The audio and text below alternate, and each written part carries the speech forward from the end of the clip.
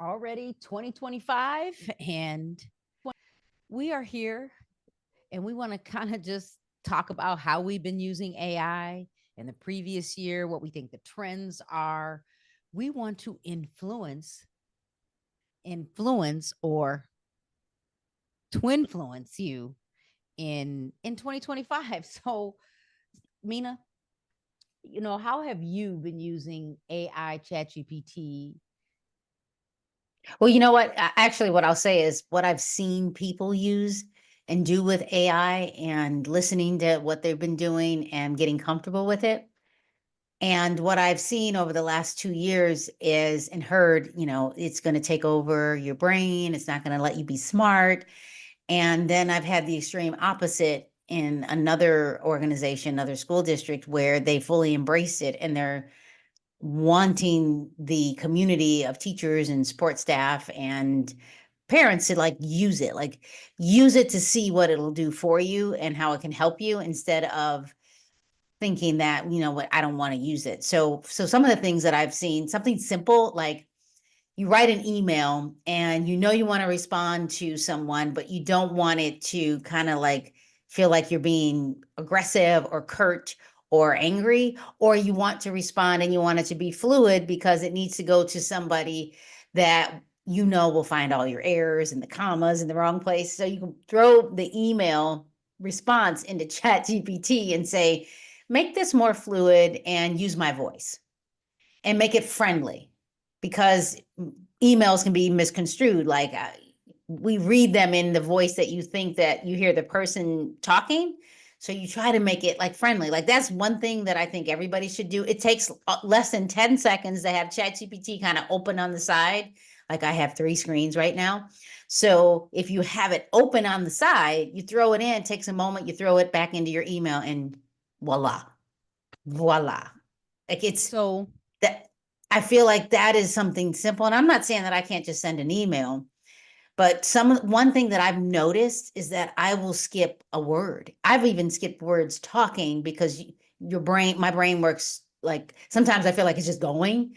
So I'll skip like a word, an article word, meaning is, as, the of, unnecessary words, you don't need right. those. I don't need those words. So, okay, so this is so you've given some concepts of how you've seen people use it. Um, I know how I've seen people use it in real estate, but let me tell all of you how I've been using ChatGPT, AI. You know, Specifically, we can say the last year, but I could probably go back to 2022. Right. So, number one is real estate marketing. Number two is I've been using ChatGPT to help me break down data in the real estate space, but using the data that comes from my multiple listing service. And then number three, I actually used it to edit my Coffee with Carrie weekly read. I'm not finished with the book.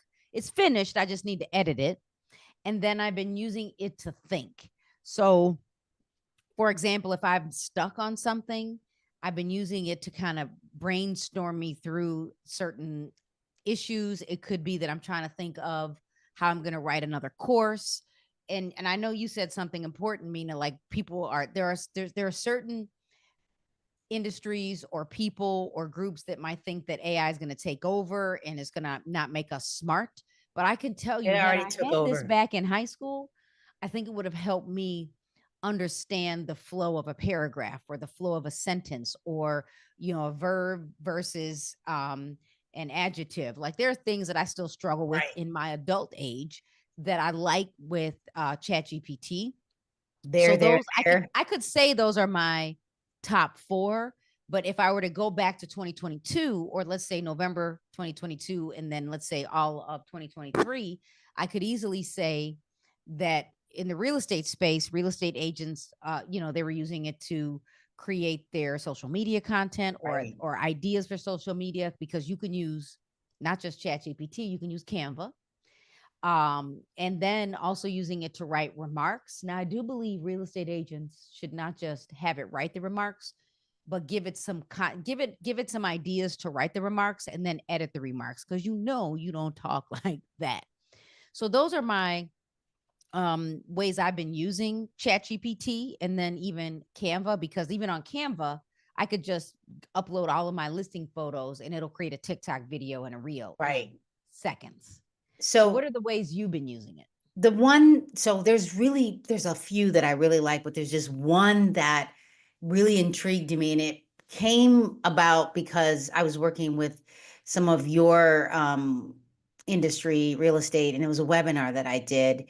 And I remember specifically someone saying, I'm afraid to go on YouTube. I don't like how I look. And this person said physically what they don't like about themselves, meaning they talked about their size. And I thought, you are who you are, be beautiful. And I didn't say that to this person, but the question is how do I go on YouTube and I don't like how I look and I feel fat? Like that was the comment. And I thought, okay, so if that's the comment, let's go. What do you want to do on YouTube, and how can I do it? So we went on YouTube. I typed in something that they like to do, and I found the first person that came up was not somebody that was thin, but very well kept, nice outfit on, hair was perfect, but bigger. And she was dynamic. So what I did is I took what that person did. I took a screenshot, like a grab, threw it into ChatGPT and asked this person, well, what would you want to do on YouTube? And then put the image of that person and what they did. And I said, mimic this based on this person's YouTube channel. And then what could I do as a real estate agent? And because this other person was a real estate agent in my industry and in my state, like it gave feedback on what this person could do. And the person was like, wow, like I didn't even consider that. And then because of that, what I did is I took what I was doing on Instagram, threw it into ChatGPT and said, what could I do to improve based on my post and my Instagram reels? And then I even took yours because I knew that was safe, and I did the same thing. And it said that yours was very consistent. The colors flowed, the content flowed, and it gave me a recommendation on what I could do differently. Not even comparing what you were doing, but it looked at what I was doing, and I went, okay. I took the feedback. It gave me feedback where, when we take feedback from, say, you or someone else, you're like either intimidated and you're like, oh, I don't know if I want that. But ChatGPT doesn't the only personality that ChatGPT has, because it's right open, is anything that it's pulling from the internet. It says, I don't have emotion, and it's just giving you facts. I would probably argue that it's taking the feedback and emotions of other people, but what it did is it just told me, here are some things to do. I didn't take it personally. It didn't And have it's any easy emotion not to behind take it. it personal Right, because because it's not human right. yet. Yeah. Oh, dang. So that was the profound piece of, because when people tell you, somebody that you've known for a while, and they tell you, yeah, you might want to consider this, it doesn't feel the same, even though we probably should set aside our emotions. If we ask for advice, that's one thing. But I asked ChatGPT to fully give me the advice. And I was like, wow. So I did that. I wrote some things down of what I want to do differently now that it's, 2025, and Happy New Year. It's going to give me perspective. So that's one really big thing. And the other one, and this one I think you'll agree on, is finding either data that's a PDF or a screen grab or an article and deciding whether it's worth my time. Like So this is something you did in the last 2 years. You've been grabbing articles and what?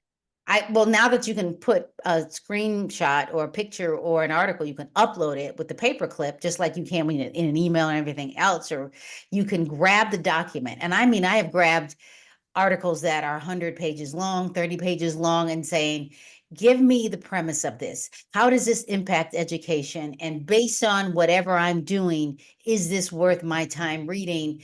And then give me the summary of what happened. And I will say, do it in less than 10 sentences so that I'm not reading a whole bunch of I'm information. going to need the bullet point version, but Right, like or in 10 bullet points, like, so that I can decide if I want to even read it. And is this worth it based on whatever is happening? And it's given me now I read some of it and I'm like, I'm not bothering with this article. I mean, that's like, it's just it's a profound, it is a partner in a buddy and partnering with me and helping me think. Like it's So go not ahead. I wasting was my gonna say, time. so again, so if you were to summarize a year in review, because then we'll move on to the future of what we think AI could be.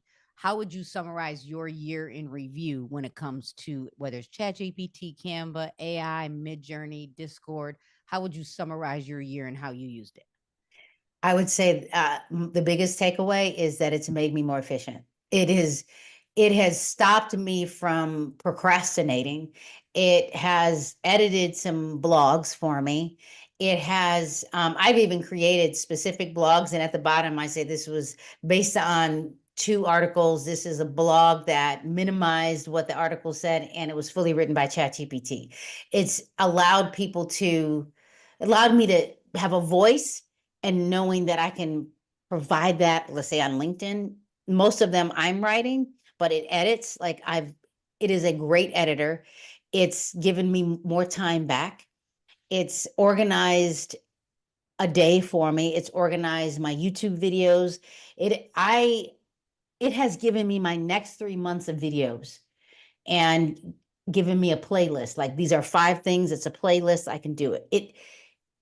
I mean, there's so many things that it's done, but the specific thing that it really has done is organized me and given me more time. It is a partner, it is an AI buddy, it is very available, and it is a thought partner that has stopped me from procrastinating.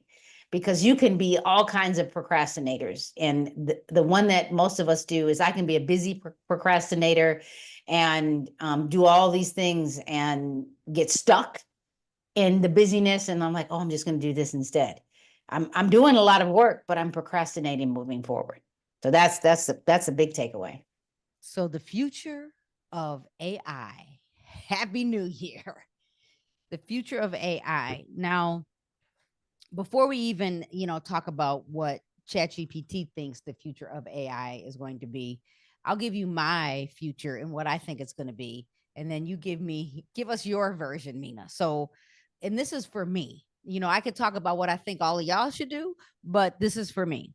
Number one, I wanted to help me imagine the possibilities in the world of real estate. I wanted to help me um, think think faster, figure out ways to create more inventory, figure out ways to help the real estate agents in my office or the real estate agents in my membership actually do the business of real estate because inventory is so low. So getting creative and not worrying about getting other people to try to help me, but using AI to do that. Number two, I need to use it daily. Now I feel like I was using it often, almost every single day, but there are times when because I was teaching a lot in the month of December and then I was burnt out, but I want to make sure that I'm using it every single day, even if it's just to skim an article or maybe it's to learn something new.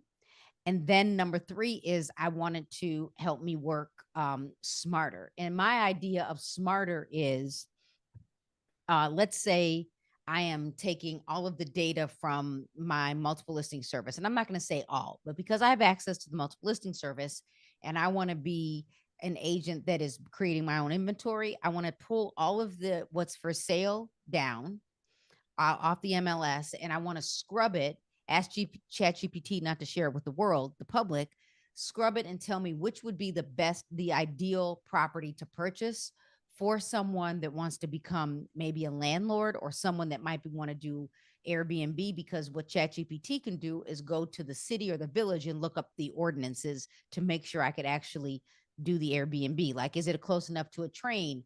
Is it close enough to um, food, restaurants, live, work, play, etc. So I wanted to help me work smarter. And again, my fourth, I'll just say my fourth one would be is help me to track my goals better, because I have a spreadsheet for all of my goals and what I'm working on. And in 2024, I got hijacked.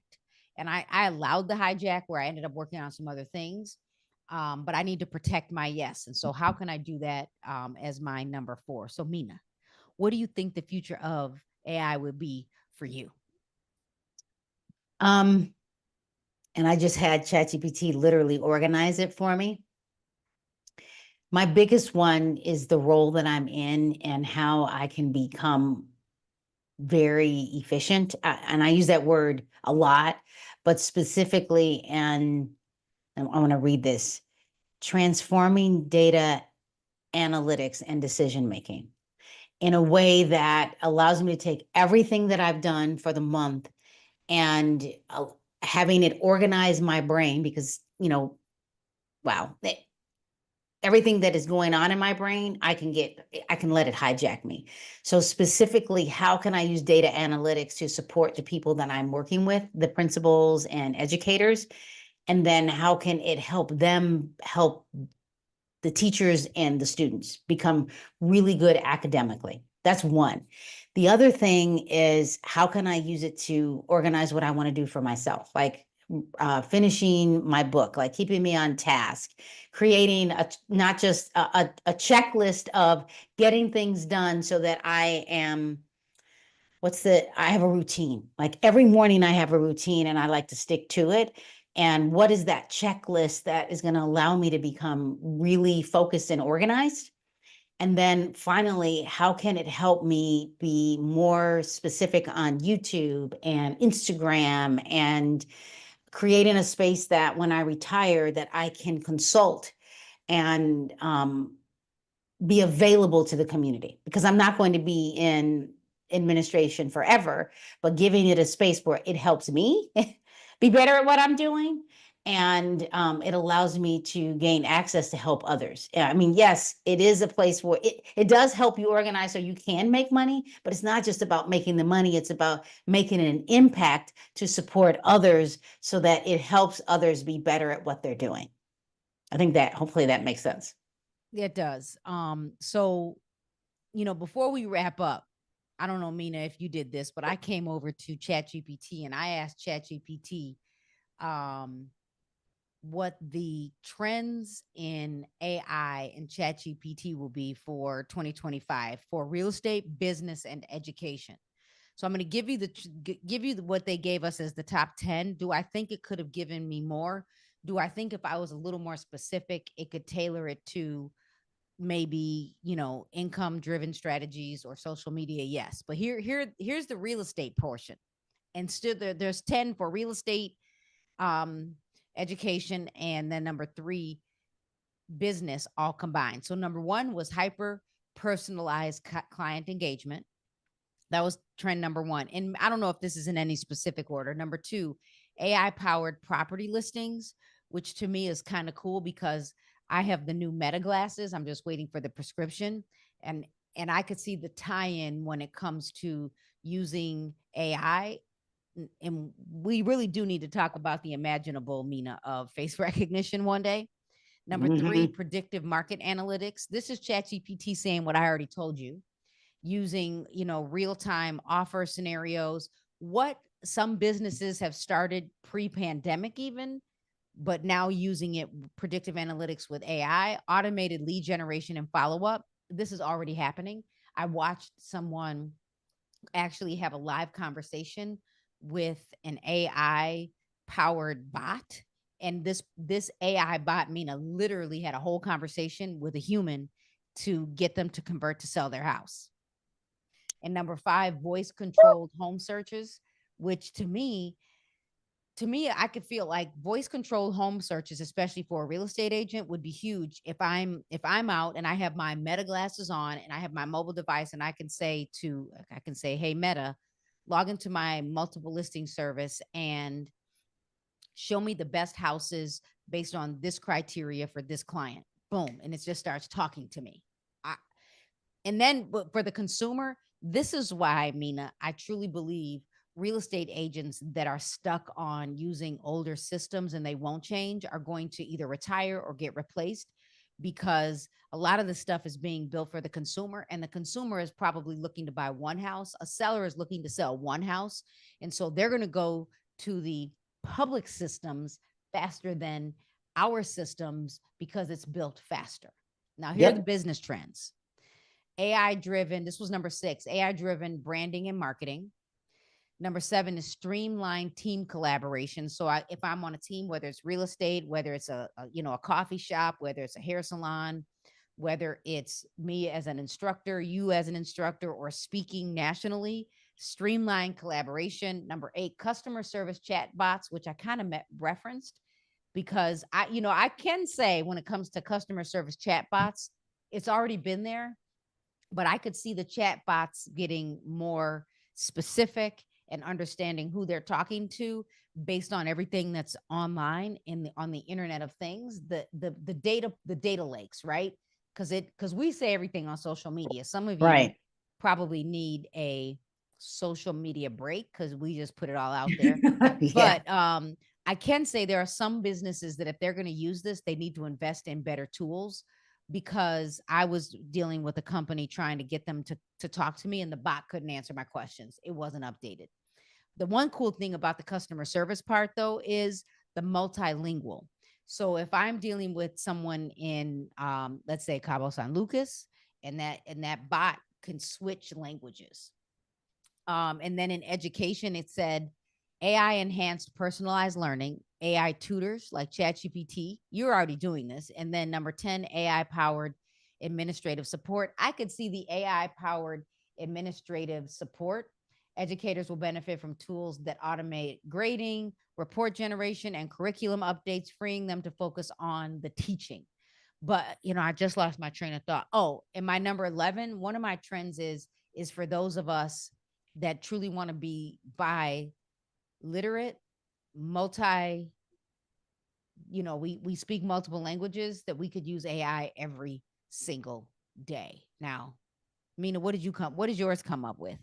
Okay, so first of all, I just want to say that that last one, your number 11, I drove all the way to work and I had ChatGPT talk to me with using the voice recognition, the voice response, and said, let's just have a conversation for the next hour teaching me phrases in Spanish. And like it did that. And it just would go back and forth. And I thought, it's getting smarter.